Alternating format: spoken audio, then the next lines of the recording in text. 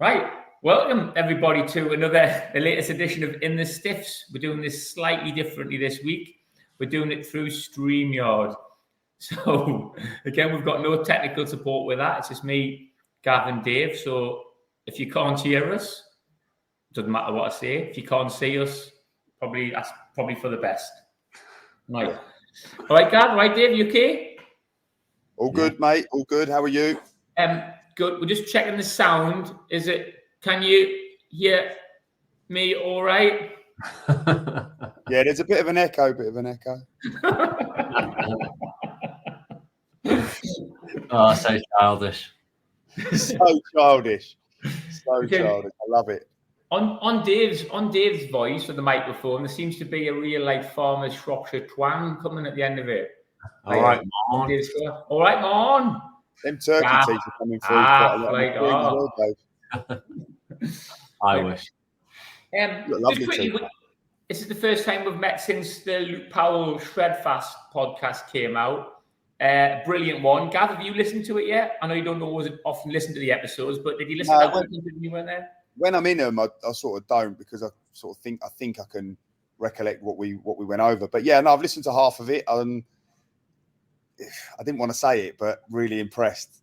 Better that I wasn't there, probably. No, he's just an impressive guy, isn't he? Like what the reason why we wanted to get him on was, and I sulked a little bit, didn't I, when you said you couldn't move it because I couldn't be there. I had a bit of a sulk. Not like you.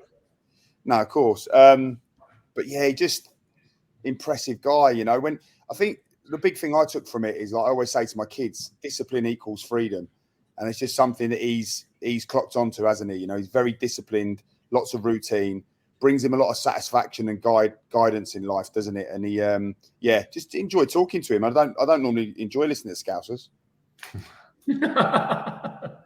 He's intense fellow, isn't he, Dave? He was brilliant though, brilliant. I think it was. I thought it was everything that I expected and more. Genuinely, it was one of those hour and a half, which I think will stay with me for the rest of my life in terms of the lessons learned just from chatting to him. I thought it was that good. You've signed up to Shredfast now as well, haven't you, Sam, doing the workouts? Big time. Yeah. But it was more about his approach to life, and it's definitely, since we did it, if you haven't listened to the podcast, please, I really recommend you. I think every single person, regardless if you're into football or not, he talks a little about his football journey, but you'll get so much value out of it. You really will. They're better off listening to that podcast than listening to this one, really. So if you listen to this one now, I'd probably recommend you go and listen to that one. It's going to be a bit more sensible. But yeah, I quite like having people like that. And it's when I had Elliot Sterling talking about nutrition and stuff, and Drew Gordon, I quite like those ones. Obviously, we all like the funny stories, but there's loads of podcasts doing funny stories, and I like them as well. But I think, like I said, we've moved beyond that, haven't we? We're operating on a higher plane than funny football. Trying to set ourselves apart, aren't we, a little bit? Yeah. Did you enjoy it, Sam? Yeah, thought it was brilliant. We had a great day, didn't we? It was absolutely amazing. Like I said, very intense. And just a few practical tips as well. So straight away, I signed up for Shredfast. I did. Obviously, this has coincided with me coming back from the all-inclusive and everything, isn't it? So I'm on it, absolutely on it. I've done a couple of 5K runs. I've done a couple of Shredfast sessions. I bought myself another kettlebell. So I'm fully invested now. I'm in. Cold showers. Yeah, done the cold showers and the mobile. What I've cheated a little bit because I've just gone in when I put the shower on. It takes my shower about 40 seconds to warm up. So I've been in there, it's freezing cold, doing my head, and then it just warms up naturally. Yeah, it's difficult faffing with the settings. I don't know what your shower's like, but when it sets in it, it's difficult to find the right temperature. I'm freezing cold, then I'm burnt myself. I've started doing that, and I've to be fair, it genuinely proper helps you start today. Yeah. I feel like as soon as you come out of there, you are wide awake and ready to go. Whereas usually I would kind of go downstairs, get myself a cup of tea, and it probably takes me 45 minutes to wake up. Whereas I'm literally straight in, and I've been doing that for 2 weeks now, and it does get a bit easier as well. The first couple of times I hated it; it was horrible. But no, you know what really annoys me about all of this? I've been onto YouTube probably now for the last 2-3 years about cold showers, get outside, have a coffee, and all of that. and you've not even acknowledged it. I have always been doing it. It's not like he said. It's nothing anything revolutionary. It's just consistency. And it's just good to get a little reminder again. You know, like that's the right thing to do. Like get the fresh air in. You know, I think us three are pretty good now, aren't we? We're going to talk about young footballers in a minute. He mentioned it. I wish we knew now what we did then. Oh. It would just be, and he said the same. And I'm like, problem is, everybody would be different. Honestly, and Dave, you were pretty good at it. To be fair, you were always very disciplined. But like, I can only speak for myself, and I'm like, if I was as disciplined then, if I knew as much, not that I know much now, but if I did know more back then, to think of the possibility, like you say, everybody in every walk of life must have that same thought. That is just evolution, isn't it, and growth, I suppose. Yeah, but I agree massively. And I hope everybody's doing that, because, you know, when you feel, and I don't mean, you know, when people have got depression and stuff, maybe that's a bit different, but if people are feeling a bit rubbish, like, it's really important. Get yourself up, have a shower, get some fresh air. You're just giving yourself a chance. I'm not saying it's going to cure depression, but giving yourself a chance. The cold showers and the cold water pool, like you say, there's a lot of people doing that sort of stuff now. Me and my wife have been doing that for like quite a while now. And there is definitely a difference. There's definitely a difference. There's no, like, you know, whatever the science behind it, whatever the logic and the reason behind it, you can feel it, can't you? You can feel how beneficial it is. You can feel how it wakes you up as well. Like, and I've evolved from being under there going, oh, and just being like a coiled spring, like a tent. All of a sudden now I start to relax, and I start from going 30 seconds up to 45 seconds, then a minute. Then you're doing a minute and a half. Then you're doing 2 minutes, and you're like, actually, I prefer this than a hot shower now. And you're just like, it's not about going in there and doing anything for like a minute, 2 minutes, 3 minutes. Some people start on 15 seconds. You know, then you start trying to relax for 15 seconds. Then you're trying to just be present for 15 seconds. Then you build it up to 30 seconds. And like, so anyone listening, you haven't got to go in there and be Wim Hof. It's just initially about what's good for you and what can get you going and just get you awake and ready for the day. Yeah, I pretty much guarantee that anyone who does that in the morning will feel better. There'll be no one that does that and comes out and thinks, I did enjoy that and I feel rubbish.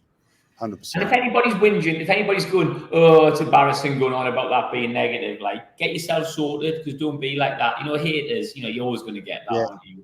Negativity, jealousy, like we speak about it all the time. You know, it's a good defense mechanism, though, isn't it, for people who think, oh, that's probably going to take a bit of energy. It's probably going to take a bit of positive. You know, it's going to knock me out of my routine. It's a good defense mechanism for people to hate, isn't it? But really, try it. Don't knock it before you tried it. Yeah, absolutely, I agree. Like, moving on, we're going to talk about young footballers. I just thought on the back of Yamal at Spain, obviously 16 years of age. So I just thought it was interesting for me to have a little chat about who, you know, our experience of being the young footballers and breaking into first teams, and the difficulty that comes with being a young footballer, and the different mindset. Again, you know, we're just speaking about our cold showers. I've mentioned it to my boys, obviously. Your boys will probably be the same. I can't imagine your boys are doing cold showers and getting some fresh air 5 minutes after getting up. Not in the middle of the summer holidays, mate. So young lads, so I'm just thinking about some of the young lads that we've played with and what sets them apart and how come they end up being so good. Like Yamal at 16 years of age. You know, I look at myself at 16 and think, how on earth are you ready to play football at that standard? A lot of people speak to me about, you know, I suppose what it takes to be a footballer. Not that I would have known too much, but like when they do, I think that the thing that is sort of definitely a common conversation between lads who have had the fortune to become a professional footballer is you can talk about talent, then you talk about hard work and dedication and all of that. There's so many other factors that go into it, you know, the dedication around nutrition, the dedication around training whilst you're not training, you know, the stuff that we say about being in the shadows. What about your support system? How supportive are your parents or your carers? You know, what are your friends like? Are your friends, like we were saying there, haters? I vividly remember having a game against Tottenham as a kid, as a schoolboy, and my mates were doing everything. And not that they're bad people or anything like that. They were doing everything to stop me going in when my curfew was like 9 o'clock, and they were all allowed out till like 11, half 11, which my mum would never allow me to do that. But they were doing everything they could to stop me from going in. You know, all of the excuses, dude, don't worry about it. You'll be fine. And I was just like, nah, I've got a game. And really, the only reason I went in is because I didn't want to raffle my mum. So it was. Well, is that jealousy? Is that jealousy, Gav? They will not want you to go because they're jealous because you're doing better. I think there's definitely a subconscious thing going on there. I think consciously, I don't think they're actually thinking to themselves, I don't want you to succeed. But I do think there's probably an out. Like we've spoken many a times, how many people are truly happy when you experience a bit of happiness or success or joy? Like for me, I think in that moment, there's been a lot of people, and I suppose I've recognised it later in life. But as a kid, I vividly remember having that game and my mates doing everything, teasing me. Oh, you got to go to bed. Oh, you're not allowed out and all of this. And the feeling, that peer pressure of like, oh, I've got to stay out. And then in the end, I went in and I had that horrible gut feeling in my belly that I'm not popular. I'm getting teased. They're all talking about me. And then, but, you know, it does subside and it is worth it when you go and play the next day and you beat Tottenham and you end up doing something good in the game and all of that. But yeah, I think that's the big thing for me. Like I always talk about all of them other things that are pretty commonly spoke about, but support system, friends, family, it's massive, isn't it? Well, and the sacrifices you need to make that you're just talking about making there. And I think that's a big heart. There's two things there. There's the sacrifices and there's the jealousy. Sacrifices you've got to do. You can't go to all the parties. You have to miss out. And I used to be gutted because I couldn't go to the parties because I was playing on the Saturday. But I think there's a lot of jealousy. And I think you have a lot of friends, but I think a lot of your friends might not necessarily want you to make it. They quite like it. Maybe if you're doing well and you become a little bit famous, to want to be your friend because you're famous. But a lot of people are jealous. I talk about even with my kids, you know, people want like your child to get released from football clubs. I honestly believe that because people are jealous.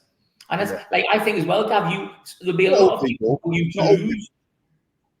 Yeah, I think it's important to point out as well that like people who are like that, have that negative mindset, they're not necessarily consciously bad people. It's just, again, it's more of a reflection of what's going on with them, I suppose. But if you're flying, it makes them feel rubbish. If you're having a bad time, like the amount of people, like when Ryan Lowe is left Preston, 1 million people message me. But like when Ryan's top of the league, no one messages. It's like you, Gavin. If you lose, I bet I'll get 10 people mention me. Or say Gav lost the weekend. If you win, you get 2 people say that to me. Yeah, 100%. The same people know the result. So you think what your mail's going through now? Dave's one of the ones who messaged me if you lose, yeah. You two like celebrities at Kidderminster the other night. Pinhead.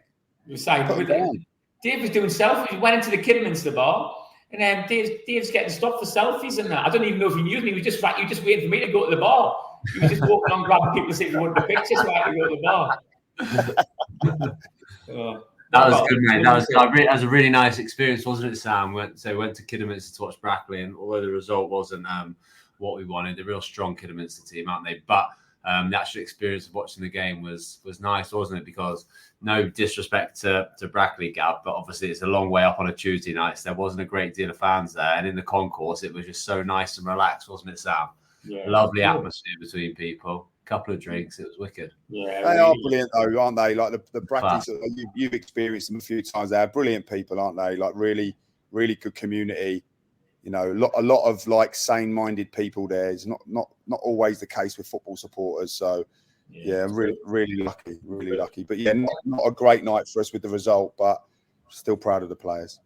Just going back to young players, I mean, for me, Wayne Rooney's the person I remember as a young player bursting on the scene at 16. Now, I think to burst on at that age, Wayne Rooney, obviously he's physically developed one. He had a full hairy chest. He was losing his hair. He had like thick shoulders, didn't he? But his mentality, and I listened to a podcast talking about him when he went training with the first team. And he'd been training like 15 minutes. And he went, I knew after 15 minutes I was the best player there. You think it's an unbelievable mentality. I compare myself at Sunderland at like 17 and 18, where I'm just in survival mode, really, hoping I'm not going to get a rollicking off the other players, hoping the manager's not going to give me a rollicking. How do you step into that environment as a kid with all these senior players and just like start running the show and start demanding the ball? Like, give me the ball. And Yeah, I was going to say, when you're talking about all the discipline and the hard work that goes into being a like one of those young stars, I think there's a lot of young players who get opportunities and do well, might be lower league stuff, but you look at the top players who have gone in young and done well, like Lamine Yamal, like your Wayne Rooney's, players like that. That's all down to self-belief, actual self-belief that they are good enough to play at the top. Obviously, you have to be developed enough, like obviously Rooney was, and Lamine Yamal at 16, he does look, even though he's got a bit of a baby face, he is still quite physically in good nick, isn't he, for a 16-year-old? But the self-belief, I think, is the biggest thing. And when I got into the team young, I was lucky enough to get into the team young, but I didn't believe how old were you, Dave? How old were you? 17.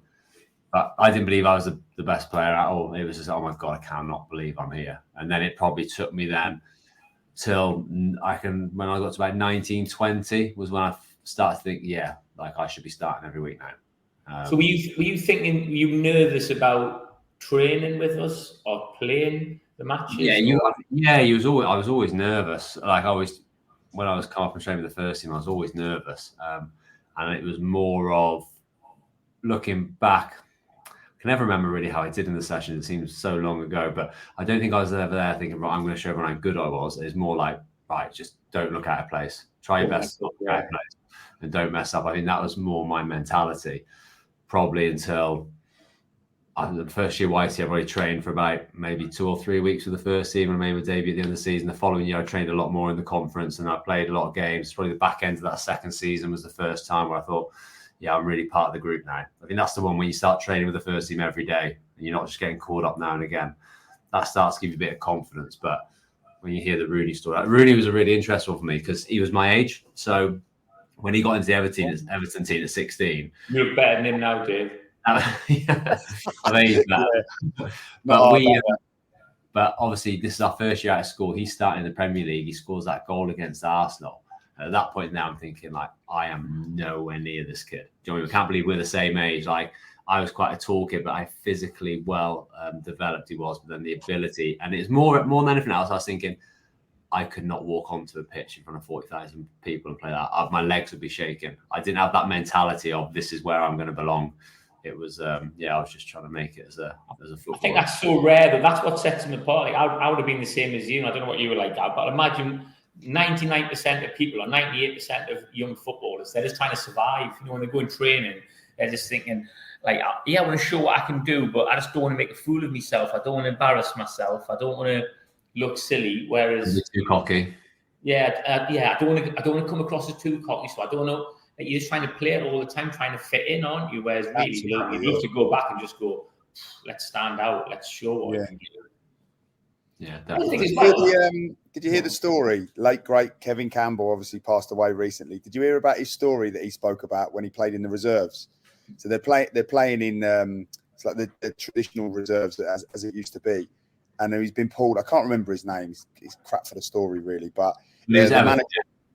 Pardon? This is Everton, yeah. And the reserve team manager pulls Kevin Campbell. He's really well respected reserve team manager, and he pulls Kevin. He says, "Listen, you're playing with a lad tonight. He's 14," and he's turned around and obviously gone, what are you talking about? He's like, "Yeah, he's 14. Like, you're playing with him tonight," and he's like, "You've just lost me." I'm like, he couldn't comprehend it, which you wouldn't be able to, would you? He's like an experienced pro. He's coming back from injury. He's getting a gate. He's going to get 60 minutes under his belt, if that. And he said, "Look, just do me a favor. Do me this one favor. Just play with him like you would play with any other striker. Don't try and give him he's only 14, and just play with him." Kevin Campbell said, in the first minute, the ball's spun down the side. Rooney's gone after it, barged this hairy-arsed, he said, they played Southport. That was it. They played Southport in this game at Southport. He said, you're talking about proper big, hairy-arsed, grizzly, non-league players. And he's barged this lad out of the way, taken it off him, played it into me. I've done a little 1-2 with him. He's wrapped it. He's hit the outside of the post and gone up for a goal kick. And he's turned around and looked over at the bench to the reserve team manager, and he just shrugged his shoulders as if to go, "Told you." He said, "The next one, it's bounced. The centre-half's favourite. Rooney's got a little top hat. It's gone into Campbell without thinking, because he was quality when he's a link player. Yeah. He set Rooney. Rooney's just literally shifted it between two of them, barged them both out the way, gone through on goal and scored." And he's literally stood there. He said, and I was shell-shocked. He's 14 years old. 14 doing that to players like, you know, grown men in non-league. Oh, would you even be allowed to play now? Like, I don't know how it works with. Would a 14-year-old be allowed to play with 14 adults now? What is that all about? I think them days, it would be different nowadays. You'd probably be a lot more concerned, wouldn't you? That if they got injured, how would that work and stuff? But Rooney was built like, you know, he's 14, but I'm sure when he was 14, he was built like a tank, wasn't he? Yeah, they were saying. I remember Michael Symes saying that like there's always news of him. Someone was coming through. Like they were always saying, like when he was coming through the ranks, it was always coming through. It was always noise of him. You know, this young lad in the 12s, 13s, 14s. He was always just people going, can't wait 2, 3, 4 years up all the time, banging goals. Constantly, yeah. We had at Sunderland, we had like Michael Bridges, who he wasn't like that, but he was one like mentality. He was just like laughing and joking all the time, and would just be trying things, you know, things that other lads wouldn't try. So he was like 17, and he'd come in training with us, and like he'd try and meg people. I remember like he megged Kevin Ball once as well. Like and Kevin Ball's like, "Who's this kid?" And obviously we're all going like, "Do it again, do it again, do it again." And he would like try it, whereas like the rest of us would not try and meg Bally. Like Michael Bridges is just like that, waiting for him to come in. He gives a way. You know? Oh, what? Like, and he's going to kill him like all the time. You think, yeah, setting yourself up for a fall. Where does that come from? Like, how does that? Either, I mean, with Bridgie, you're not sure whether it is just being so brave or whether being a bit thick. I think maybe being a bit thick can help, where you maybe not like connecting your brain more like naivety, isn't it? It's naivety of the consequences, isn't it? Yeah, like whereas I'm going, I don't really want to Meg Bowley because he's going to kick off and I don't want to look like I'm big time. Whereas Bridget's just going, hey, Megs. Yeah. Not quite with the times, I don't think. Yeah. But like you say, they're just these mavericks that come along. And like you said there, Dave, your thoughts was looking at Rooney at the same age going, how's he doing that in front of 40,000 people? We wouldn't even consider it. There's just something in their brain, isn't there, that just they seem to just be able to go, look, I'm doing it and I don't care. And that's the end of that. Like I don't need... Like Sam said, I think he's probably been built up, or like you were saying, Gab, he's probably been built up from the age of 12. You're going to be a superstar. So I think already in his mentality, well, I'm going to be a footballer. It's just how good I'm going to be now. Do you know what I mean? Like whereas me, I was still playing pub football at 16. Do you know what I mean? It was never really on my radar. So I think that might help with the mentality side of it. The only time I've ever witnessed it from any club football of a young lad come in and be like, wow, was when I was at Wolves and we were training and doing a bit of prep for a game, and we do 11v11, and we were playing against this young midfielder. And I said to Rob Edwards, who was coaching at the time with us, I said, who's he? He looks decent, because he was just getting on the ball. I thought he looked a little bit arrogant at the time. And I was like saying to Rob, like, who's this lad? He just come in. He says, like, don't tell any of the other boys, but he's only 15. I don't want to tell anyone too much because I want to see how he gets on, a bit like what you're saying about Rooney. And it's Morgan Gibbs-White. And through that session, I kept an eye on him. And at the time, I was thinking, he's so cocky, this lad. But it wasn't. It was like it was an arrogance. So he's playing on the opposition 11. He's making runs into the box. He's demanding the ball off people. People don't pass to him, like older pros who aren't playing in the first team. So they're in like the reserve squad, if that makes sense, playing against and he's having a pop at them for not giving him the ball. You know, when you drop your shoulders, your head down, shaking, just pass it to me. So he's making runs into the box. It's almost like his moment to really try and go and show it. But that's the first time I've ever seen anyone of that sort of age, 15 years old he was at the time, who's come on and like dominated the session. And then from there, he was training with us. The following season, he was a first-year scholar, training with us all the time, made his debut. And he just he's a maverick. You see him now. He's going to be an England player, I'm sure he is. But I think you can tell that now the way he plays, though. He's got a real arrogance about him, hasn't he? But in a good way. But I think sometimes the older lads don't help you, because a lot of the older lads, when they see a young lad like that, I think probably it's a bit of fear as well, because they're coming for your place and they're probably a bit jealous. Again, talk about jealousy again, but I think about certain people who I remember when people like Michael Bridges were coming through, I think people will be jealous and people will be getting on his case going, oh, you're big time, you need to shut your mouth, you need to do this, that and the other, whereas actually, no, you shouldn't. Like, he's brilliant. You want him to play with that freedom and trying to meg people and that flair. You shouldn't be trying to knock that out of him. I think that's probably what happened to a lot of young players in the end. They end up going within themselves and they don't produce their best. Well, like you say, that's even if they get that far in the first place, because we just said earlier, the teasing and the peer pressure and the negativity and all of that came came from when you're 11 years old and you're the best player in your school team, all the way through, just because you make it and then you're training with the first team. If anything, it just intensifies, because like you say, now it's competition, it's people's livelihoods. So they start going, well, let's knock that out of him, because I can't have him doing that for me. I can't, we can't risk him taking us out of this and, something different and something new. How's he going to affect our team? So it doesn't ever stop, really, does it? No, all the way through.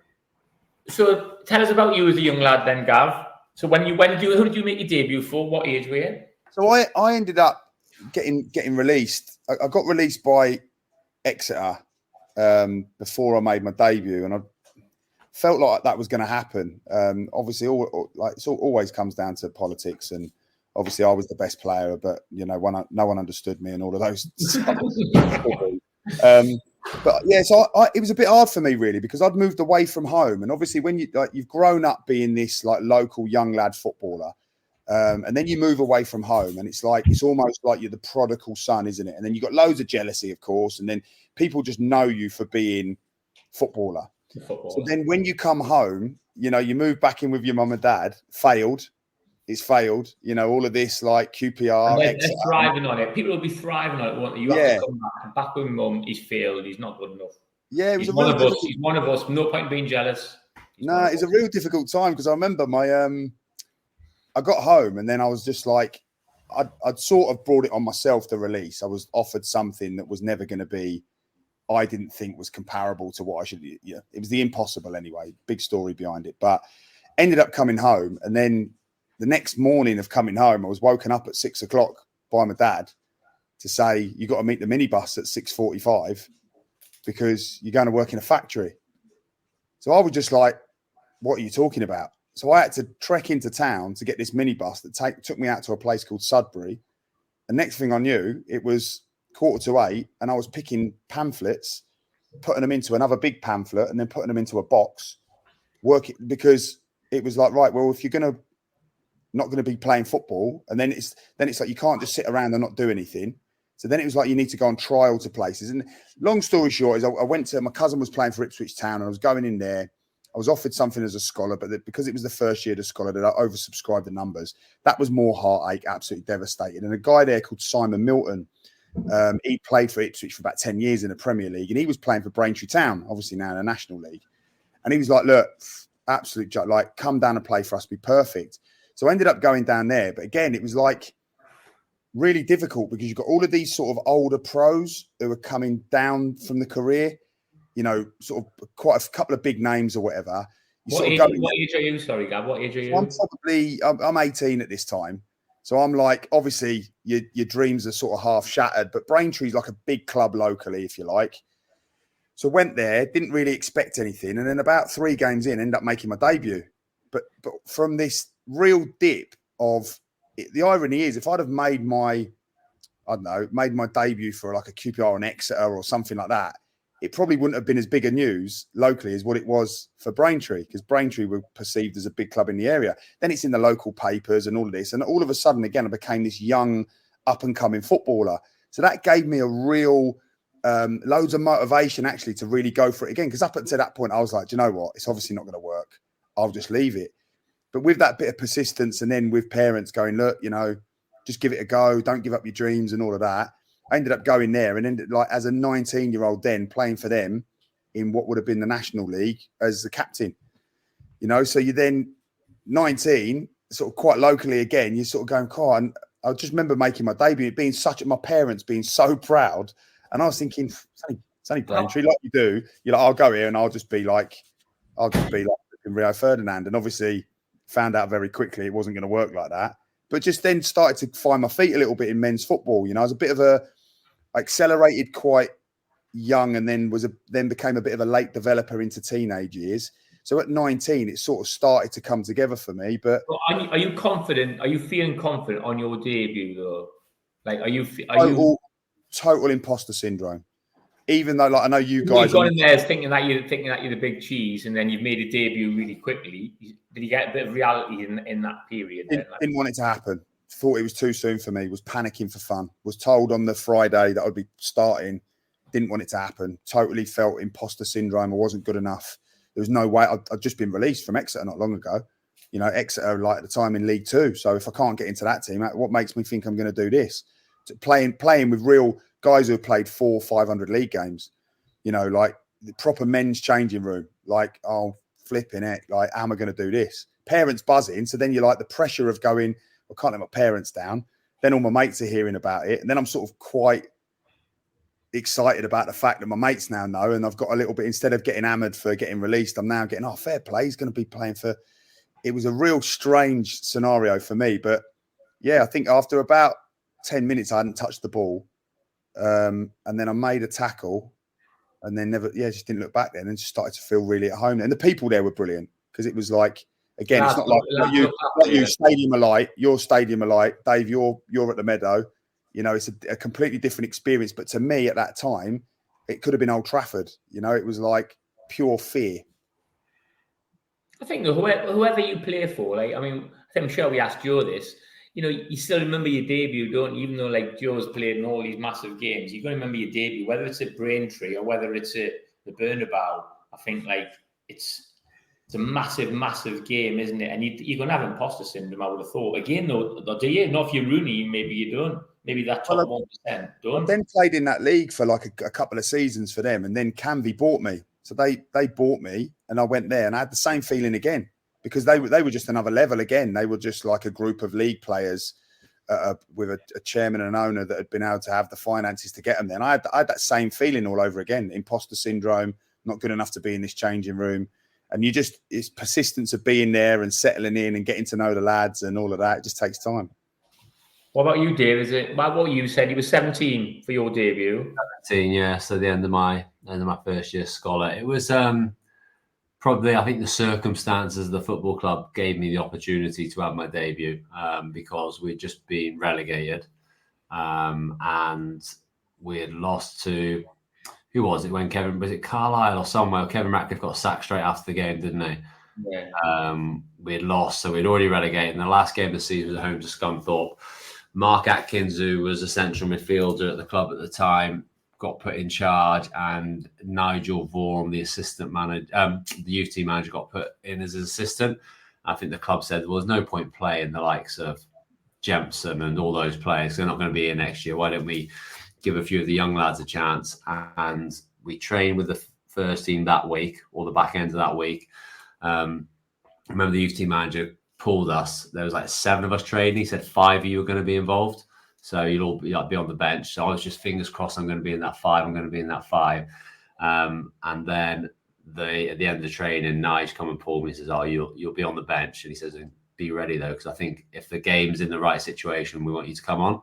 And I was like, wow, this is incredible. We're training up at SCAT. Yeah. So like the college pitches, and the pitches were terrible up there. But I was so excited. And the next day, I remember it was just like a mix of like mad nerves, but also excitement. And I was up early and I couldn't settle. I remember vividly, I was outside, obviously still living with my mum, couldn't drive or anything like that. And I was outside the house kicking a ball against the wall, like on the about 11 o'clock, 12 o'clock, couldn't wait. And then got to the ground. And as the game was going on, I was just waiting, like, when's the last 20 minutes? When's the last 20 minutes? And then warming up, I remember getting the call to come on, and like this, I can still remember like it was yesterday. Coming in, I'm a big baggy shorts, and I had my Essex testimonials with the white tongues hanging down on them. Yeah, and it was just dipping, like the light was just starting to go, so all the floodlights were on.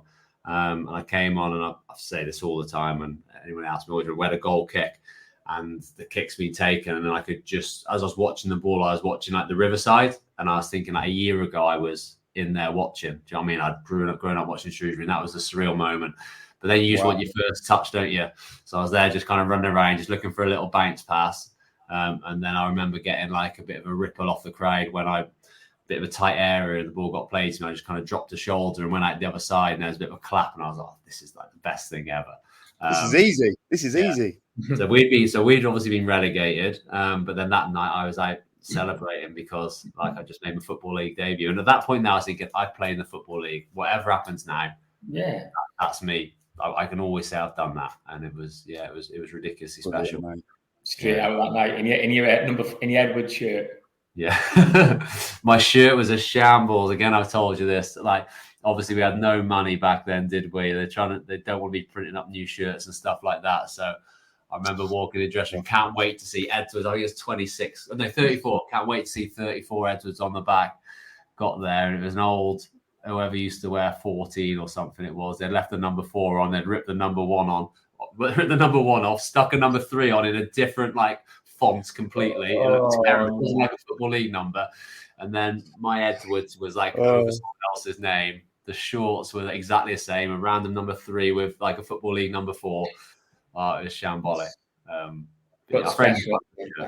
Makes for a great story. So what about you then, Sam? Obviously, Stadium of Light, that must have been quite daunting. No, I didn't make my debut there. Well, I'd been at school, hadn't I, till I was 18. So I was in like the first year pro, so it was September. So we had Ipswich away for Sunderland. We flew down. So I'd never travelled with the team. So my first trip was like flying down to Ipswich. But I was more nervous. Well. What a great stadium.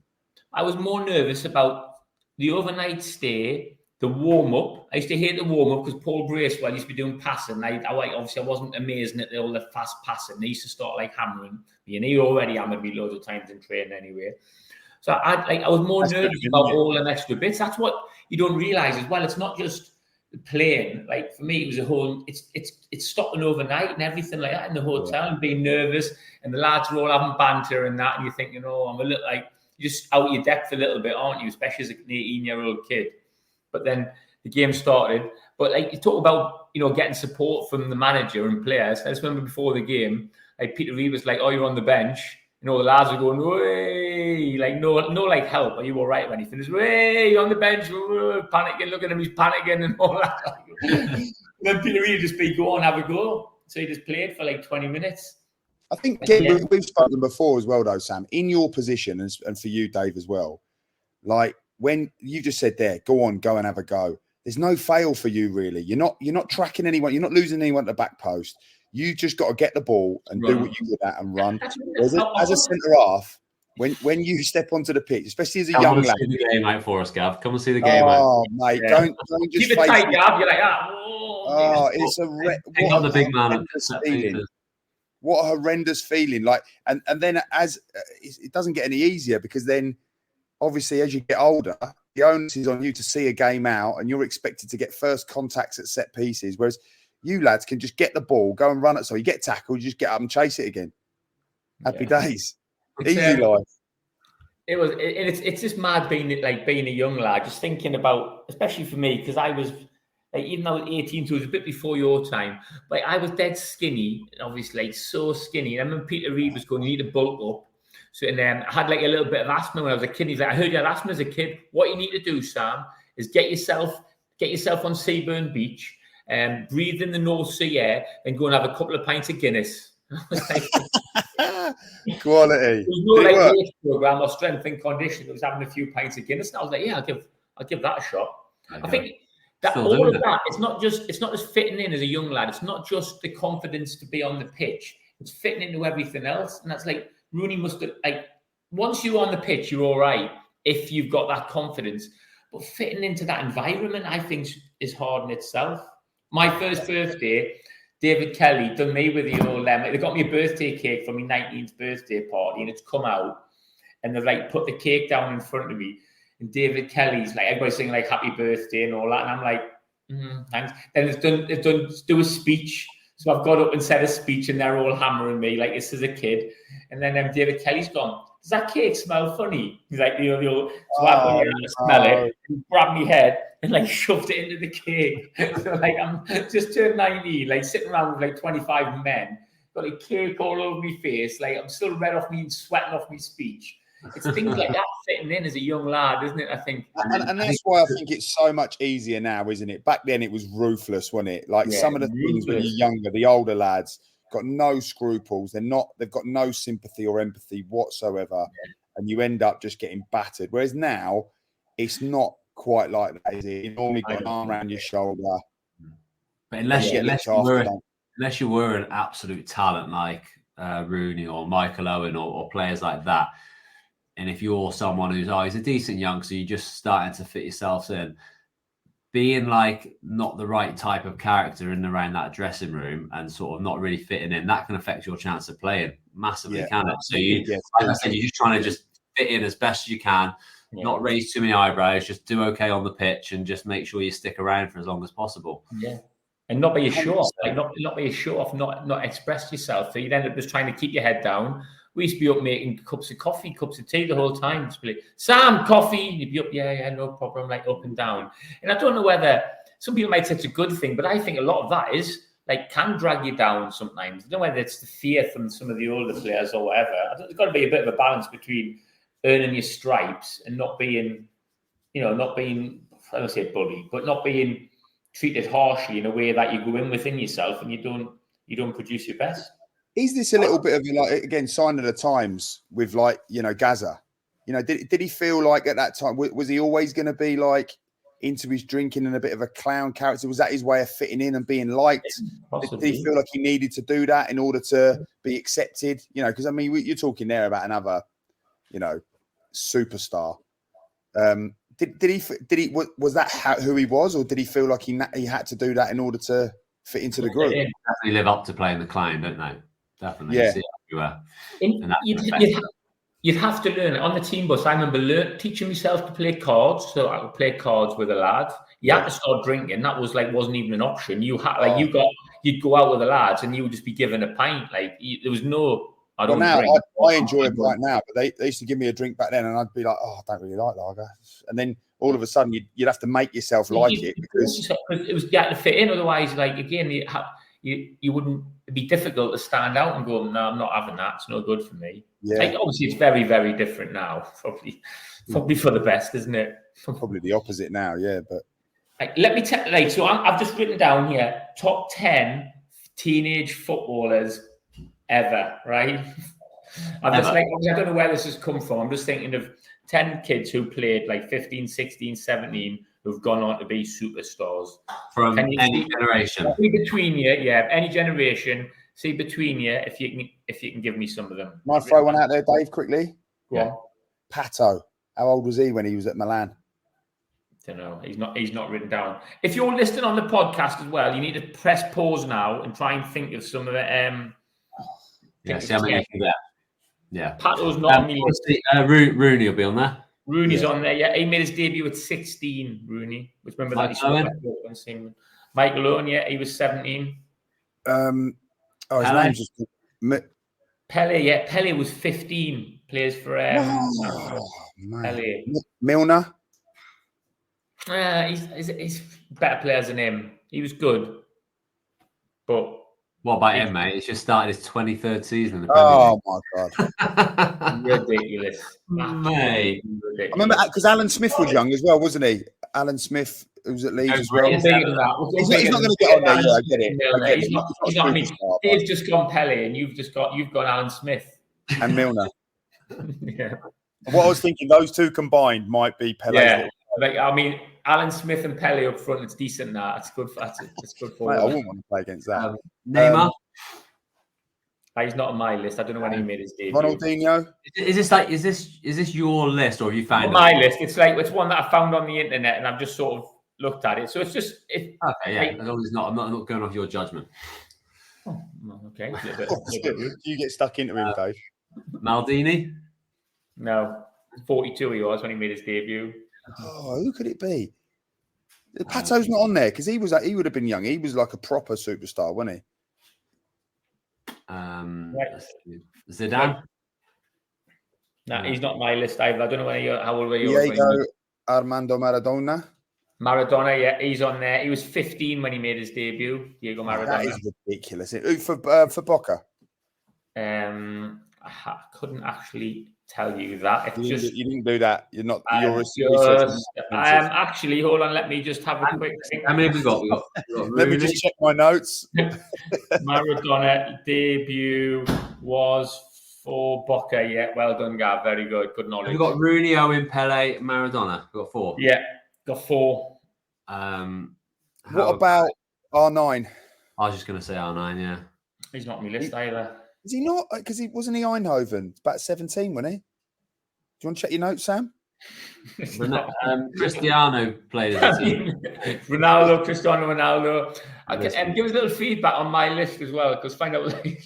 Sporting Lisbon. Was the Did he start at Sporting? Sorry? Did he start at Sporting, Ronaldo, or did he go make a debut and then get moved to Sporting? Not relevant to the podcast. I don't know. We're halfway through. We've got 5. Give me 5 others. It's hard now. Top players. Can you give us a couple really of old. One's really old. Like who? Bobby Charlton. I'm sure he's some kind of relation to you, Gav. This is the only one I thought you definitely wouldn't get. Oh, he's a bit of a hero of yours or something. No, not related. I'm sure he was some. We're just resemblance. That's all it is with Bex. Oh, yeah. So we just look like I thought you were. Oh, hang on. He's just text me here. Hang on. Bex, not now, Bex. I'm in the middle of a podcast. Well, you know what we need to do, Dave? Let's go country era. Can you give me a country, Sam? There's one. He's a pretty good player.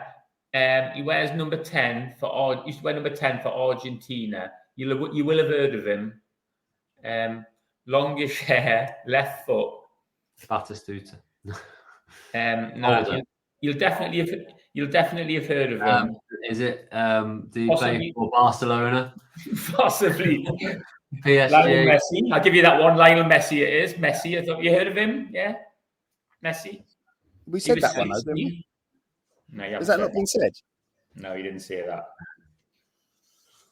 And I've got. I tell you an old one. I don't know why he's on the list, but it's a very old one. Jimmy Greaves is a sensation. What a 17. I'll give you that. You're never going to get that. Now, there's 3 others who you should get. He's someone I actually did know and spend a bit of time with. I thought he was I thought you had some kind of connection with him, guy. Yeah, my mate married his granddaughter, so she ended up coming to all the parties and that. And all the lads were downstairs going, "Where have you been?" I'm like, sat upstairs and chat with Jimmy Greaves for 2 hours. Where else do you think I've been?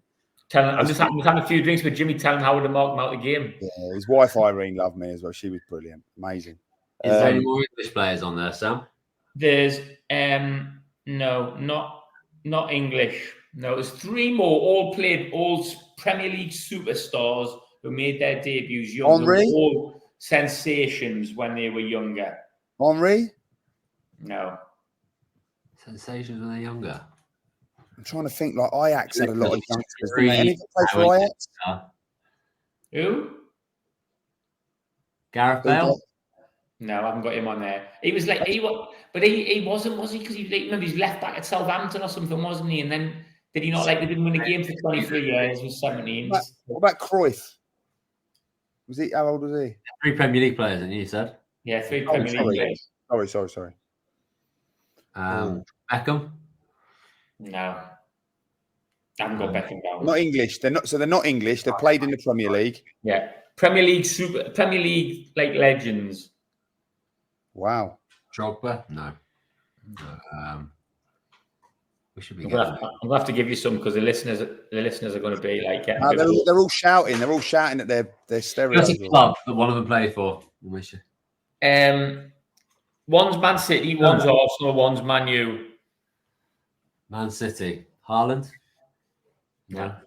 Aguero, yeah. Made his debut at 15, he was. Sergio Aguero.